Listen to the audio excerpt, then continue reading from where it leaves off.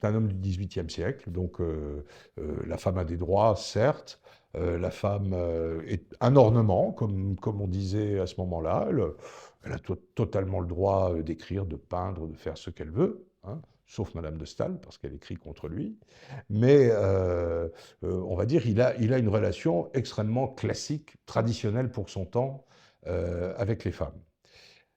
Qu'il ait ensuite transcrit tout ça dans le Code civil, ce serait évidemment trop simple qu'il suffise d'avoir des sentiments pour en faire des lois, hein, ensuite. Non, le Code, sur le plan du statut de la femme mariée, il ne faut jamais l'oublier, la femme non mariée a les mêmes droits qu'un homme, hein, dans le Code civil.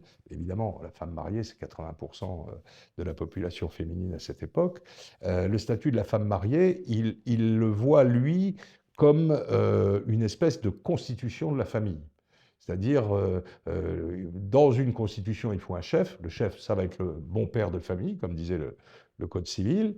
Et puis, ben, les autres, ils sont dans la pyramide familiale, ils ont chacun leur place.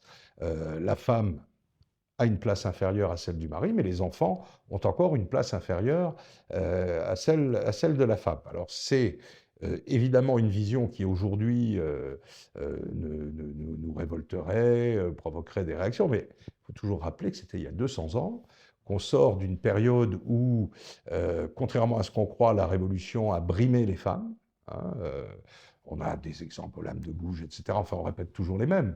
Sauf que la Convention a fermé les clubs féminins, que les fameuses héroïnes ont été ou guillotinées ou enfermées dans des asiles de fous, et que le droit intermédiaire, comme on dit, c'est-à-dire entre l'Ancien Régime et le Code civil, n'était pas très très favorable aux femmes, ou en tout cas pas beaucoup plus. Donc,